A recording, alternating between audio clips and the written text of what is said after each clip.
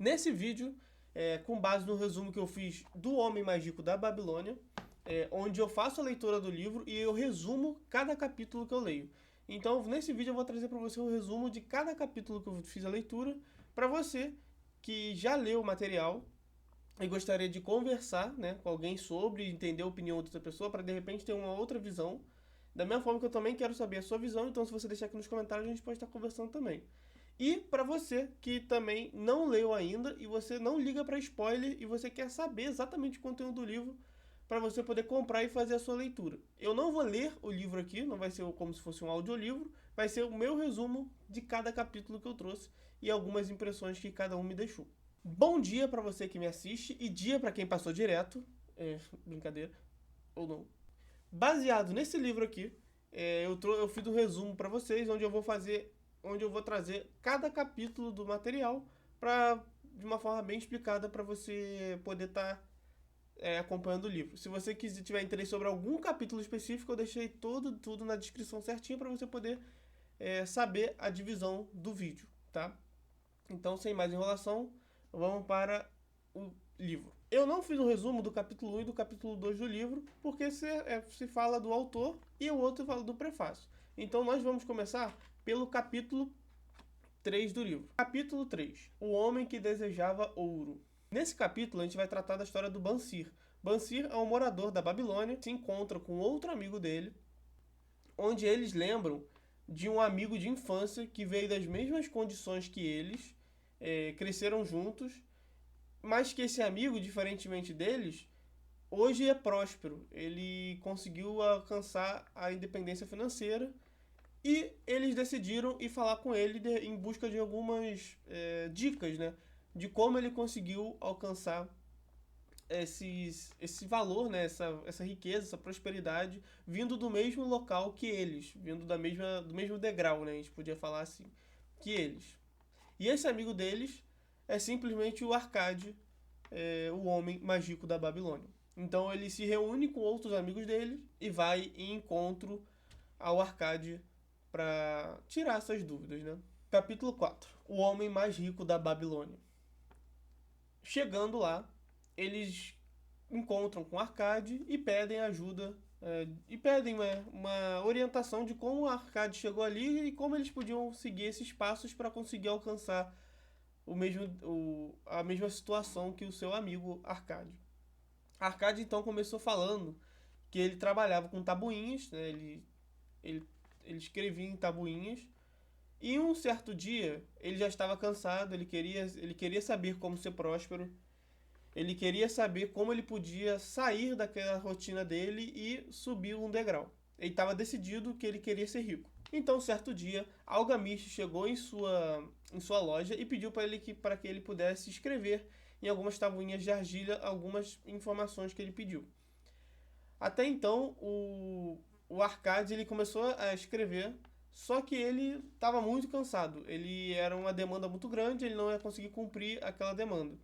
Então ele propôs uma troca para Algamish. Ele falou que ele entregava todas as tabuinhas dele até amanhã, até o dia seguinte.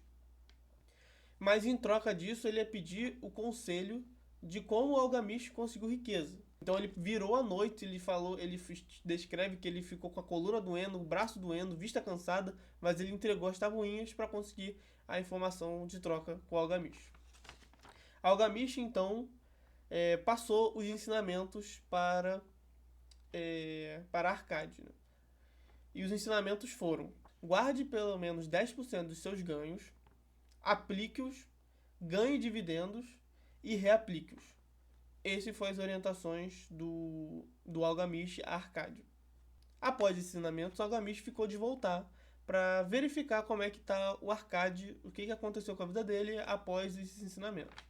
Algamish volta. Há uma pequena... Como é que eu posso falar? Há uma pequena história que o Arcade tentou fazer, mas ficou ruim, seguindo os ensinamentos, né, que o Algamish passou. Então o Algamish se decepcionou e explicou para ele que ele estava fazendo errado. E pediu para corrigir. Falou: você não pode investir em qualquer lugar. Você tem que saber aonde você está colocando o seu dinheiro. O Algamish foi embora. Um ano depois o Algamish volta E dessa vez Arcade conseguiu, ele aplicou todos os ensinamentos de Algamish. Algamish viu que Arcade, além de esforçado, ele conseguiu aplicar todos os ensinamentos. Então ele sabia as leis do dinheiro, as leis do ouro, né, naquela época. Então Algamish fez uma proposta, o convidou para ser sócio de suas terras em outra cidade. E o Arcade, obviamente, aceitou. Arcade então foi, depois de muito tempo, Algamish veio a falecer e Arcade acabou herdando as terras de Algamish. Então, assim, Arcade conseguiu as suas riquezas. Após de contar isso para Bansir e seus amigos, Bansir questiona, né? Bansir e seus amigos questionaram ele. Mas você teve sorte, né? Você herdou as terras de alguém rico. Então, por isso, você só teve sorte. E Arcade retrucou, falando assim: eu não tive apenas sorte. Eu me preparei, eu sabia o que eu tinha que fazer e agarrei a oportunidade que veio. Então é basicamente isso que eu disse até no primeiro vídeo que eu fiz sobre esse livro da resenha, né? A vida ela é um misto de sorte, oportunidade e preparação. Se você se preparar, você vai aproveitar a oportunidade que chegar na sua vida. E se você não se preparar, ela vai passar e outra pessoa vai aproveitar essa oportunidade. Capítulo 5, 7 soluções para a falta de dinheiro. O rei, preocupado com o empobrecimento da sua população, né, da Babilônia, ele chama o Arcade e pede para que ele possa ensinar a algumas pessoas, né, sobre a prosperidade, né, como ele conseguiu a prosperidade. Com isso, ele convoca inicialmente poucas pessoas para que Arcade possa passar esse conhecimento e essas pessoas também possam passar para frente esse conhecimento. Então, com isso, Arcade pediu 7 dias, né, onde cada dia ele trataria uma das leis que ele mesmo aplica e ele usaria cada dia para conversar com seus alunos sobre o tema.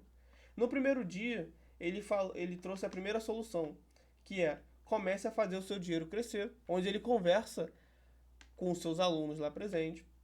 O segundo seria: controle seus gastos. O terceiro seria: multiplique o seu dinheiro. O quarto seria: proteja o seu tesouro contra a perda. O quinto: faça do lar um investimento lucrativo. O sexto: assegure sua renda para o futuro. E o sétimo: aumentem suas capacidades de ganhar. Essas foram as 7 leis que o Arcade passou para frente e detalha, né? Ele explica o como pode, ele debate os questionamentos dos seus alunos para cada item desses aqui. Inclusive esse capítulo aqui eu até destaco no vídeo da resenha, onde eu trouxe, né, as 7 soluções para a falta de dinheiro como um capítulo de destaque. Eu gostei muito desse capítulo aqui, recomendo ler, eu pretendo reler também mais para frente, porque ele é muito bom. Capítulo 6, Encontrando a Deusa da Sorte. Esse é um capítulo que eu resumi de forma mais curta porque a mensagem que ele passa é muito direta. Durante essas aulas, ele é questionado sobre a sorte que ele teve, igual no primeiro capítulo, né? No terceiro capítulo que eu trouxe para vocês. Então, também questionam sobre a sorte, né? Dependem da deusa da sorte abençoar eles. Mas Arcade novamente responde, né? A sorte está ligada diretamente à oportunidade. Ou seja, os mais preparados têm mais capacidade de aproveitar as oportunidades que a vida proporciona. Então, a sorte está literalmente ligada à preparação. Vai aparecer a sua chance no momento específico que a gente nunca vai saber qual que é. Então a gente tem que se preparar. É como um concurseiro estudando. Ele pode não passar nenhuma prova durante 5 anos, mas a prova dele está esperando ele lá no 6º ano para que ele possa estudar, para que ele possa ter a sua aprovação. Então esse capítulo é muito legal e eu consegui resumir ele de uma forma bem curta. Capítulo 7, As 5 Leis do Ouro. Nesse capítulo, o protagonista seria o Calab, onde ele passa para frente as histórias de Nomazir. Nomazir é o filho do Arcade. Nomazir, ele teve de seu pai, Arcade, né, uma missão de que com os ensinamentos de Arcade, ele ficaria 10 anos em uma cidade, começando do zero, para aplicar esse conhecimento. Então ele teria 10 anos para poder provar ao pai que ele é capaz, que ele é digno da fortuna do próprio pai. Então Nomazir pegou as tabuinhas com as leis e levou e foi para essa nova missão. No começo deu tudo errado, como é de esperar, mas depois ele sentou e analisou os ensinamentos do pai, aplicou na sua vida e ele consegue a prosperidade, constrói a família dele e retorna para a Babilônia e conta, né, emocionado ao seu pai sobre as suas histórias. Nesse capítulo, o próprio Calab ele traz a história de Nomazir e ele conta sobre as 5 leis do ouro, né, que foram baseadas nas 7 soluções para a falta de dinheiro. Nesse capítulo, inclusive, eles detalham essa parte. É muito bacana porque ele trata a história, como é que foi os passos, né, de Nomazir para ele sair do zero, onde deu tudo errado, para onde ele começou a se encaixar e começou a subir nos degraus. Eu trouxe, inclusive, para vocês o que, de forma resumida, o que é tratado nesse capítulo. Onde as 5 leis elas foram tratadas, né, criadas a partir das 7 soluções para a falta de dinheiro. Então, foi basicamente isso que está na tela para vocês. Separe pelo menos 1/10 da sua renda pensando no futuro e em sua família. A segunda lei, de forma prudente, empregar o seu ouro em busca de multiplicá-lo. Terceiro, escute mais os experientes na área. O quarto, direcione o dinheiro a áreas que não domina. Quarto, não direcione o dinheiro às áreas que não domina. E o quinto seria que o dinheiro ele vai fugir se você ouvir qualquer pessoa falando que consegue garantir ganhos acima da média. Você tem que entender o porquê desses ganhos são acima da média e eles têm que fazer sentido. Será que realmente isso é tão fora da curva assim? Será que isso faz sentido? Será que isso existe? Será que é algum golpe? A gente tem que sempre questionar essa questão. Capítulo 8. O emprestador de dinheiro da Babilônia. Rodin, ele acabou de sair do Palácio Real e ele conseguiu, graças ao seu trabalho manual, com trabalhos de lança, ele consegue do rei um ótimo pagamento, um excelente pagamento e ele sai de lá cheio de ouro. Ele nunca teve tanto ouro, ele fica até perdido o que ele tinha que fazer com ouro. Então ele vai pedir conselho para o emprestador da Babilônia. Esse emprestador se chama Maton. O Maton passa para Rodin algumas histórias de sua vida, de todas as suas experiências, em busca de ensinar, de passar essa mensagem para Rodin do que ele deve fazer com o ouro. A missão do Maton não é pegar na mão de Rodin e falar: Rodin, pega o seu dinheiro e faça isso. Essa não é a missão de Maton. Maton ele tenta passar para Rodin algumas histórias sobre o uso do dinheiro e tenta conscientizar seu amigo do que ele deve fazer com o dinheiro. Ao invés de sair gastando tudo, esse dinheiro extra que ele tinha ganho, ao invés de sair gastando tudo, por que ele não tenta investir? Por que ele não tenta utilizar esse dinheiro para trazer mais dinheiro? É tentador o fato de você ter um dinheiro que você nunca teve em mãos e poder comprar qualquer coisa. É tentador. É essa sensação que esteve na mente, né, de Rodin quando ele conseguiu o ouro dele. Mas com o ensinamento de Maton, com as lições que Maton passou, ele percebe que em vez de gastar esse dinheiro comprando coisas luxuosas, gastando com coisas que fogem do seu dia a dia, ele decidiu fazer esse dinheiro trabalhar para ele. Então acaba que foi uma das lições que é tratada no livro, uma das 7 soluções, inclusive, que é multiplique seu dinheiro. Então Rodin foi em busca de descobrir uma forma de multiplicar o seu dinheiro, ao invés de gastá-lo. Capítulo 9. As muralhas da Babilônia.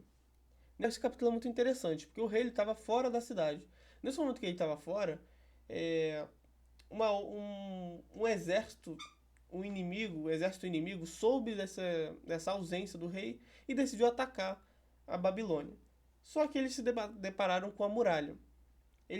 O exército não parou com a muralha e falou: vamos derrubar essa muralha e invadir essa cidade. Eles ficaram dias tentando derrubar aquela muralha e um dos guardas que ficava no topo sempre acalmando a população, falando: não se preocupe, as muralhas vão segurar o exército lá fora. E assim fez. Ficou dias com eles tentando quebrar a muralha para avançar para dentro da cidade e a muralha segurando esse problema do lado de fora. O que eu consegui associar desse capítulo? Né? Esse capítulo é muito simples. É basicamente as muralhas segurando os problemas que poderiam entrar na Babilônia. Nesse capítulo eu fiz uma associação à Babilônia sendo eu, minha vida pessoal, o exército que está tentando invadir seus problemas inesperados da vida, e a muralha ela é minha reserva de emergência. Então, se eu sou uma pessoa que estou juntando dinheiro, de repente, para investir, o ideal é se você conseguir investir esse dinheiro, mas só de você estar juntando, você está dando um grande passo. Mas se eu estou investindo dinheiro, e esse dinheiro eu sei que a longo prazo ele vai me dar retorno, os imprevistos podem aparecer, eles vão aparecer e vão roubar esse dinheiro ali. Porque imprevistos acontecem, é completamente normal, a gente não consegue prever qual que será o problema daqui a um tempo. Então essas muralhas eu associei à nossa reserva de emergência. A nossa reserva de emergência ela serve justamente para isso, para ela proteger o seu capital de situações inesperadas. Então, se você tiver uma boa reserva de emergência, sempre quando tiver uma situação que fuja da rotina, que seja um imprevisto, a sua reserva de emergência vai estar lá para te proteger e você não vai precisar tocar no dinheiro que você está investindo em você para o futuro. Então, eu consegui fazer essa associação. Capítulo 10. O negociante de camelos da Babilônia. Esse capítulo é um diálogo entre Tarkad e Dabazir, onde Dabazir passa para Tarkad uma lição sobre o seu passado.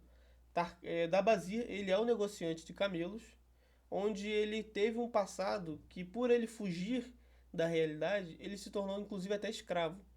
E graças a uma amizade que ele fez lá, nesse outro local, ele conseguiu fugir.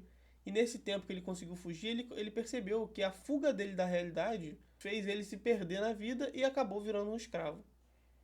Nesse caso, a fuga da realidade que ele fala é sobre as dívidas. Ele fez dívidas e ao invés de quitá-las, ele só fugiu. Então Dabazir conta para Tarkad não fugir da dívida, para ele enfrentar a dívida e assumir a dívida e resolver a dívida. A liberdade dele não pode ser ameaçada por ele não conseguir se organizar e quitar suas pendências. Capítulo 11. As tabuinhas de argila da Babilônia. Nesse capítulo, a gente já sai um pouco daquela época da Babilônia, a gente já vai um pouco mais para os dias atuais. Nos dias atuais, arqueólogos trabalhando na área, eles encontraram os registros de Dabazir e sobre a sua organização financeira. E, inclusive, essas tabuinhas encontradas foram encontradas por um professor que se encontrava numa situação parecida com a de Tarkad, porque essas tabuinhas eram de Dabazir. Então o professor que pega essas tabuinhas e lê, ele percebe que ele se encaixa exatamente na mesma situação de Tarkad. Ele estava cheio de dívidas e não conseguia se organizar para quitá-las. Então ele percebe que a Babilônia era tão rica em conhecimento que uma situação vivida há anos, séculos atrás, se encaixou exatamente na situação do professor que estava estudando. Muito bacana também, porque ele reforça como os ensinamentos antigamente, né, que eram que se tratava de ouro e hoje em dia a gente trata de dinheiro, como é que é algo tão atual. O que é falado aqui pode se encaixar nos dias de hoje. Isso eu achei fenomenal. Capítulo 12. O homem de mais sorte da Babilônia.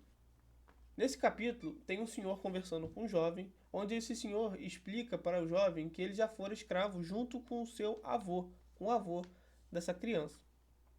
A criança questiona, fala, impossível, meu avô ele foi muito próspero, você não pode falar que meu avô já foi escravo em algum momento na vida e tudo mais. Só que ele fala ele reforça isso, né? Fala que os dois realmente foram escravos, mas que eles conseguiram dar a volta por cima pelo seu esforço. Eles conseguiram sair da situação que eles estavam. Então ele conta como ele conseguiu, como o avô dele conseguiu sair dessa situação. Ambos conseguiram sair porque eles eram escravos, mas eles trabalhavam, né? Os amos deles deixavam eles trabalhar para conseguir o próprio dinheiro. Então eles conseguiram reconhecimento pelo trabalho que eles faziam. E quando teve um desenrolar da história lá, que ele estava sendo transferido, ele ia ser levado para outro lugar. Então acaba que ele não ia conseguir a liberdade que ele queria, mas que com o esforço dele e os outros viram, foram lá, um amigo dele foi lá e comprou a liberdade dele. É um capítulo muito bonitinho sobre a recompensa do seu esforço, né? Nada é em vão. Então tem até uma frase que eu destaquei dessa parte, que eles falam justamente para o avô, né? Que estava nesse momento mais complicado e que estava vendendo bolinhos, né? Para que ele pudesse conseguir a sua liberdade que ele tanto almejava. Enquanto ele vendia os bolos, ele encontrou com um senhor. E eu destaco essa frase que um senhor disse para ele. Gosto de seus bolinhos, meu jovem, mas muito mais da maneira refinada com que você os oferece. Esse espírito de iniciativa pode levá-lo longe na estrada do sucesso. E foi essa frase que eu destaquei, porque ela mostra que É muito importante você não desistir do processo. Você tem que acreditar, fazer o seu, buscar sempre melhorar, que você vai conseguir cumprir o seu objetivo. Então apenas não desista, tá? Isso aqui é é a mensagem desse capítulo. Capítulo 13, o esboço histórico da Babilônia. Esse capítulo é muito legal porque ele traz como é que está a Babilônia hoje, né? Uma cidade abandonada, mas que fora muito rica, muito próspera, e que seus ensinamentos eles perduram até hoje. Então, tudo que era aplicado lá pode ser replicado nos dias atuais. E eu acho que essa é a magia da Babilônia, que os seus ensinamentos perduram por anos. Então foi isso. Este foi o meu resumo do livro, O Homem Mais Rico da Babilônia, onde eu sempre faço um resumo sobre tudo que eu leio. Eu pego uma folha e vou resumindo tudo que eu e fazendo minhas anotações. E ao invés de grampear o resumo no livro, eu simplesmente faço de uma forma que ele fique com essa dobrinha aqui e eu consiga encaixá-lo no livro. Então eu pego a primeira página e faço o dentezinho encaixar nele. E assim a página ela fica de pendurado, assim. E quando eu fecho, o resumo fica dentro do livro. Não grampeio, porque o grampo e o clips, com o tempo, eles deterioram a sua folha. E você fica com o seu resumo, suas anotações no material. Esse resumo aqui é sobre a minha primeira leitura. Quando eu fizer a segunda leitura, pode ser que eu tenha novos insights e faça outras observações, que aí eu posso simplesmente colocar na segunda página, que eu posso colocar na terceira, que eu posso colocar de repente no capítulo específico se alguma observação muito grande. Então eu vou estar optando por essa forma aqui de resumo. E você, tem alguma interpretação diferente do que eu falei? Alguma coisa que eu deixei passar? Comenta aqui embaixo as suas opiniões, que a gente pode ter a oportunidade de estar conversando. E antes que eu esqueça, muito prazer, meu nome é Fernando, eu estou desenvolvendo o meu mais novo hábito, que é a leitura, e estou documentando toda a minha trajetória no YouTube, para que você possa também dar esse passo tão importante na sua vida. Porque a leitura, ler, traz conhecimento, e conhecimento é algo que ninguém tira da gente. Então, até o próximo vídeo.